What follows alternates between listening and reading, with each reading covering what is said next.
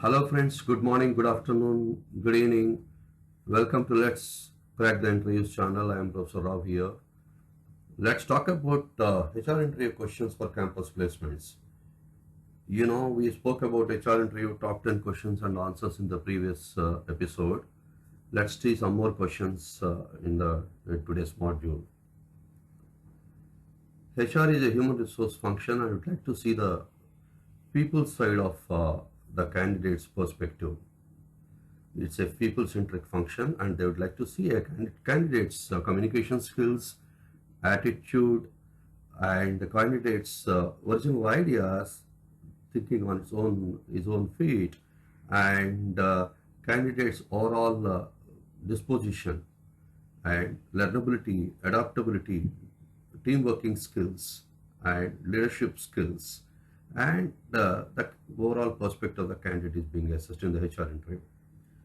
The most important aspect of HR interview is to see that whether the candidate has problem solving skills, can work with the solution mindset, and can think and come out with the solutions on his or her own. It's very, very important.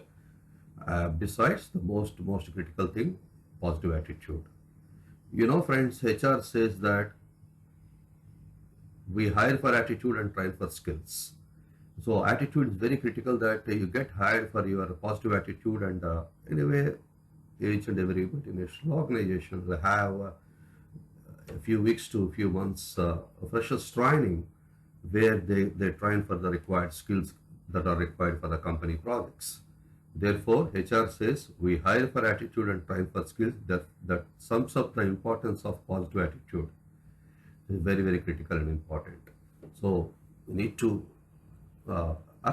face an interview with a positive, holistic attitude. We need to nurture it. We need to have it. We need to possess the positive attitude. It's very, very critical.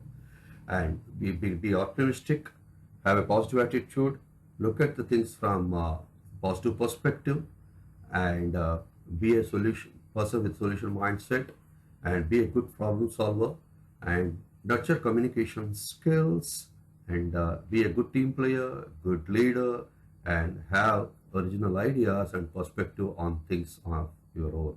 Very, very important. Let's see some of the questions and try to understand the various questions they can ask in HR interview. You need to get ready for the D-Day. That's very important, and in order to be ready, you please be comfortable, and understand, first of all, understand that HR interview is a conversation process. Interview is a process of assessing the suitability of a candidate for a given role, given position, and look at interview as a conversation or a dialogue process where you converse with your interviewer. Interviewer is the one who asks questions, and he represents the organization, the company, and interviewee is the candidate, that is you. So look at interview from the perspective of conversation. It's a conversation, it's a dialogue process. Therefore, be cool, be comfortable, and be confident and face it. And personal grooming and dressing is very important. You groom well, dress well to the occasion, and they call it power dressing.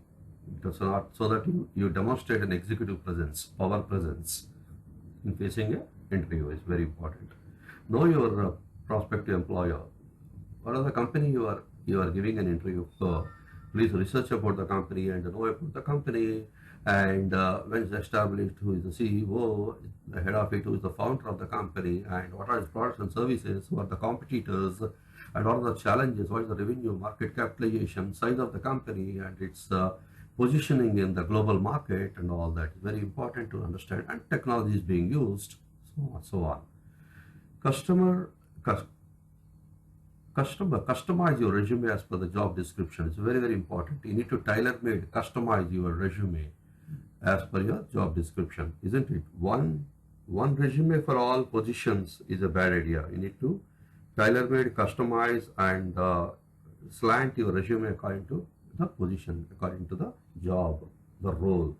Job description talks about the role and the desired and essential qualifications required for executing a particular job is called JD document, job description. Take multiple copies of your resume is very important, and never assume that you can take copies at your college or at your other interview place, and which is 11th hour preparation is always discouraged. So please take multiple copies of resume and put it in a very neat, presentable file. Carry a good file, and then go for the interview. Participate in mock interviews, very critical. Before the actual interview, participate in your mock interview sessions, so that you get a sense of it, and you can come out of the fear or come out of any such apprehensions about an interview, and that builds up confidence in your heart. But positive visualization helps a lot. Helps actually. Before the interview, you visualize. You have done your preparation. You know the subject. You have prepared quite well, and you practiced some FAQs and frequently asked questions in an interview. And please visualize positively. For see, friends, there is something concept called power of attraction, isn't it? So if you think and attract positivity, positivity happens. Positive visualization is all about visualize positivity. Visualize that you are going to get the job, and you are going to face the interview confidently. You are going to do well, and you're going to get selected, and you are going to take the offer letter, and you are going to be overall successful in the whole interview process. So visualize positively a couple of days before, a day before the interview, and so that gives you the positive frame of mind, and imbibes confidence in your heart. Reach early to the and relax. Reach early to the interview venue, and at least 30 minutes early, and relax. And relaxing, you need to take a deep breath, have a glass of water, and be cool about it. And so don't indulge in chit chatting with people, but relax and be cool and relax and be confident. It's very important. Confidence is the key. Confidence will give you the required momentum, required speed, required thing in facing an interview. Confidence is very, very important, isn't it? We discussed that secret of success is confidence. We get confidence through preparation and practice. It's very critical and important. And so be confident. If you are confident, half the battle is won. Some recent questions are: what's your most favorite subject? And explain the subject, and what did you do more to gain the liking, or develop the expertise in your most favorite subject of your course or your degree program. That's very important. So they would like to see what it is and why it's the most favorite subject. I have done things extra in that, and so on. What's your least favorite subject? Why, and why you are we say is the least favorite subject? Why you are a little scared of it, and how you overcome the view to perform better in the subject, how you come out of the fear. Probably due to various reasons, your particular subject may be your least favorite subject. They would like to throw the reason. One thing, remember, friends, for every answer you need to give a rational reason and examples, isn't it? So the the most important words that sound very, very music to the ears of interviewer is, after explaining, by giving an answer, if you add, for example, and give an example, they feel very happy because you're relating to a situation, and you're giving a real life example, and that's what actually they would like to know, and then giving a simple answer in the form of a statement. So, for example, please use for example and give examples wherever feasible. What was your role in your project, and then we talk about what's your project title, project objective with which you started the project, your team size, roles and responsibilities of the team members, and key learnings in the project, and what are the technologies being used in the project, and did you face any interpersonal conflicts in the project, and the scope for the project for further research. And on project, there could be very many questions, and be ready for that. Did you face any failure in life, and what was the failure? Explain the failure to success story of your life and the key learnings from the failures. It's very important, isn't it? Dr. APJ Abdul Kalam says that we learn lot more from failures probably than from success stories. Therefore, examiner want to know that you faced any failure and how did you overcome that and how from failure to success you have transitioned and what did you learn from your failures, what are cautions you are taking not to repeat similar mistakes or failures in future. So that's the key learnings. They would like to know what are the learnings you have learned from your failures. Failing is okay, and there's a saying that fail fast to succeed soon.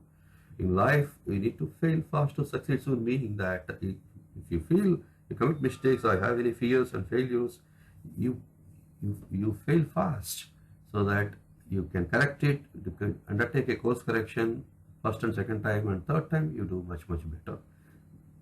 That happens in preparation and practice. Through through preparation and practice, you can overcome that. So we all have some failures, and please try to understand and see that what you have learned from it and explain about it. Did you face any conflicts? Explain about any conflict you have faced in life and how did you handle or resolve it with rational thinking. It's like to see conflicts are bound to happen. Conflicts are good. Conflicts will help in problem solving. Have you experienced any conflicts with your fellow friends or fellow classmates or fellow team members in any project? And say that 40 people say conflicts are good. That helps in resolution of the problems. That helps in problem solving. And explain what's the conflict and how you faced it and how did you handle or resolve the conflict with proper rational thinking and application of your knowledge and experience and maybe consulting certain people who are experienced enough in that and how did you face the conflicts and solve the particular situation is what actually interviewer rather HR is more interested in knowing about. What's your big purpose in life? What's your real calling and what is being done to achieve it? What's your real big purpose in life and what do you want to achieve in the longer term, 5 to 10 years of time or beyond? And what are preparations you are making to reach that particular, achieve your big purpose in life, isn't it?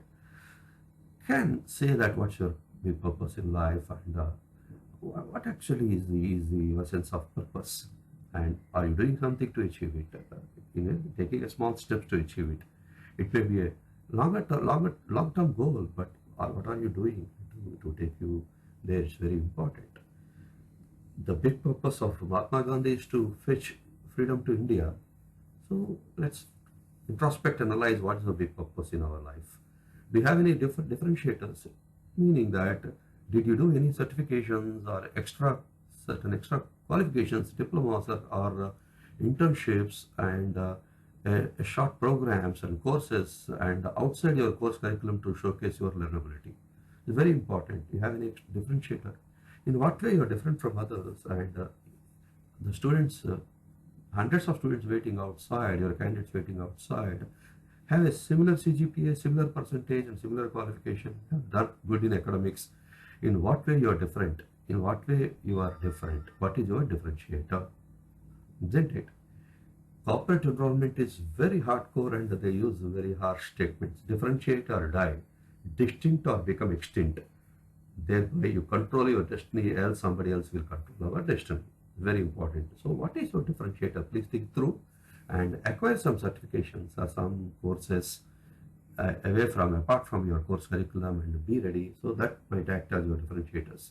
That will, you can proudly tell them as your accomplishments and your achievements. Be it certifications, open source certifications from Coursera, Udacity, and Simply Learn, and or NPTEL, so on and so forth. There are very many open source free certifications and online courses available. I encourage you to please do that, and so that it act as your differentiator. I've attended seminars, symposium, conferences, and presented papers. I've written in the articles to national international journals. They also act as your daters. If interested in higher studies, how do you handle your work and further studies? Is another question you can think of. Some students may face that like to pursue higher studies, and how do you do that? You can still say that you can pursue higher studies while handling your work, Many companies encourage higher studies, and they do they support your learning by giving time during weekends or so, and also by sponsoring and reimbursing some of the tuition fee. What are the latest emerging technology trends in the industry, and explain along with anything new you have recently learned from those emerging technologies? It's very important.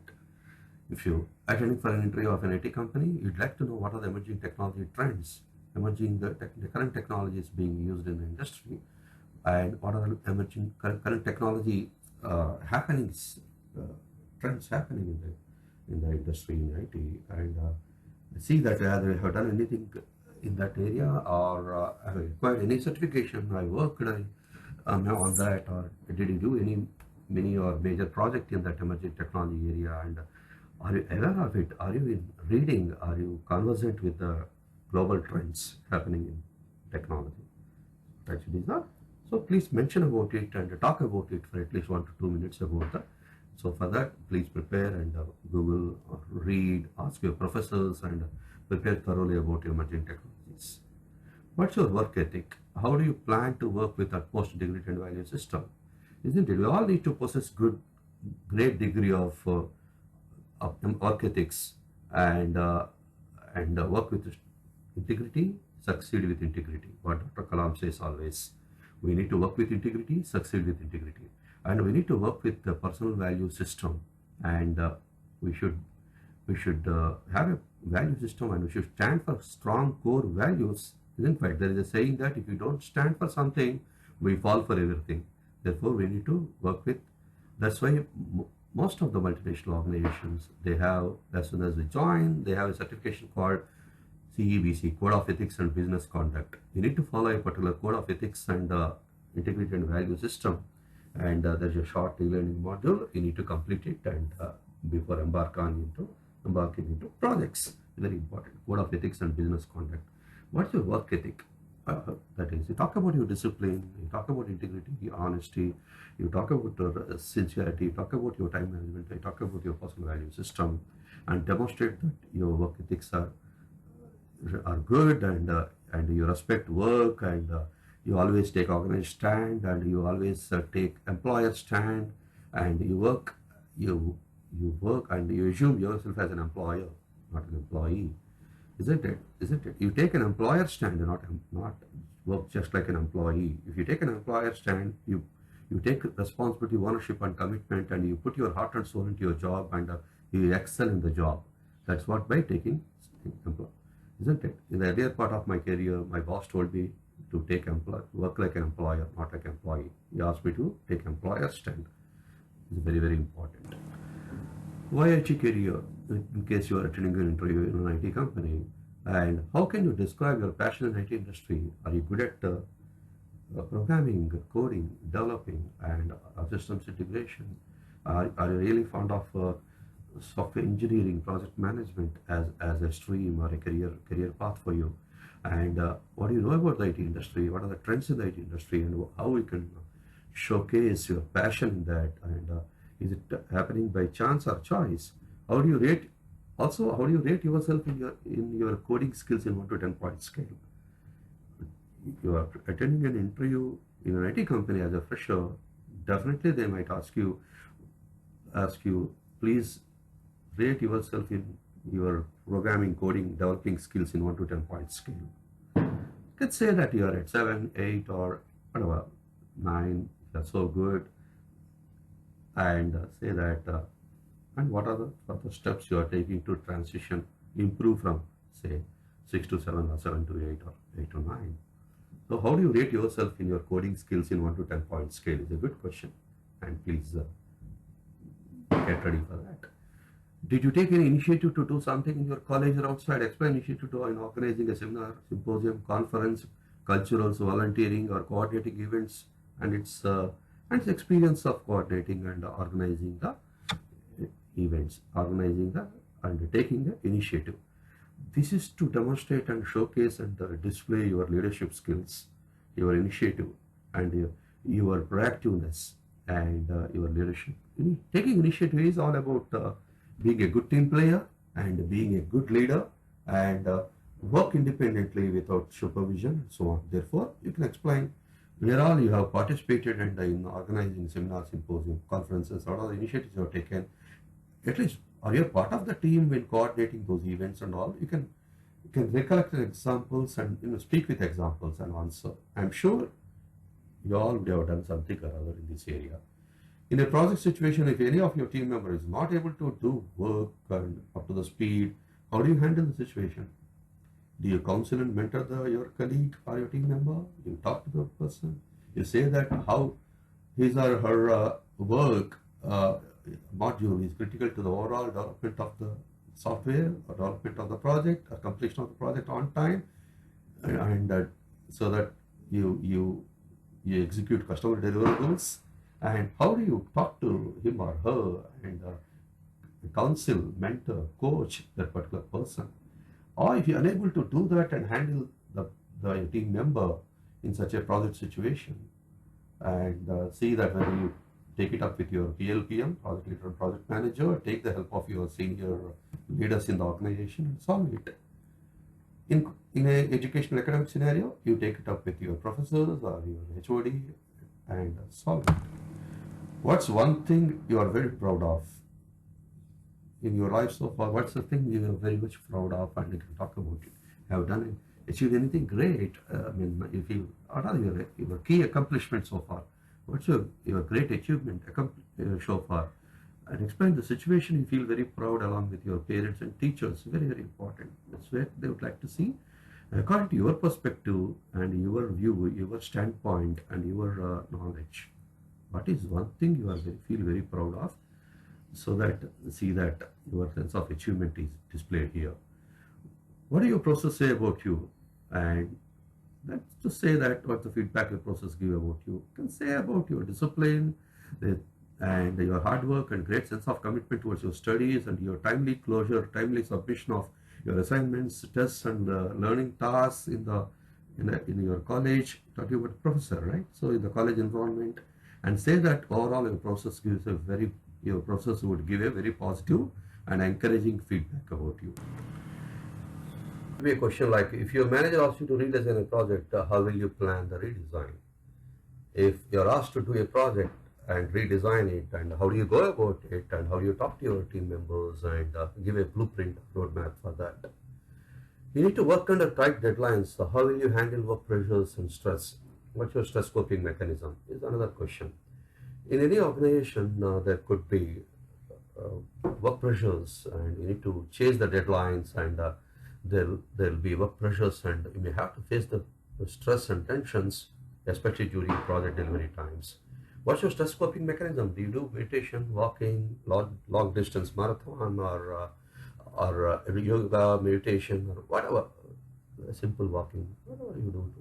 What is your stress coping mechanism? Please analyze and speak according to your perspective. Are you willing to relocate? And that talks about you being flexible, adaptable to work in any location, any time zone, or working on any technology, any geography, and working with any team members of any nationality. It's very important. So, what are you willing to relocate, and are you adaptable? Are you flexible? Or are you particular about only a particular location? And are you willing to work in any time zone? Are particular about only general time, or working the night shift, evening shift, and all that? Are you open-minded to work in any technology? Are you allow only Java or .NET, or are you willing to work in other technologies? Are you willing to work in any geographical locations in the whole? Isn't it? Is it for a professional? You are a global professional. For you, all these 7 continents and all these whatever the locations, multinational companies must have operations in 100+ countries. Are you ready to relocate and go to any geography and work there? Thank you, friends. It's all about HR questions, which is in addition to the questions we discussed earlier. And HR is a people function. Would like to check your understanding and your ability, basic your communication skills, interpersonal skills, your positive attitude, and your being a good team player, your leadership skills, your ability to take initiative, and your overall problem solving and skills, and also your your ability to work with the solution mindset and so on. So it's simple, it's easy, and I'm sure you can do very well. And wish you all the best for your next interview. Thank you, and see you in the next module. Wish you a happy Deepavali.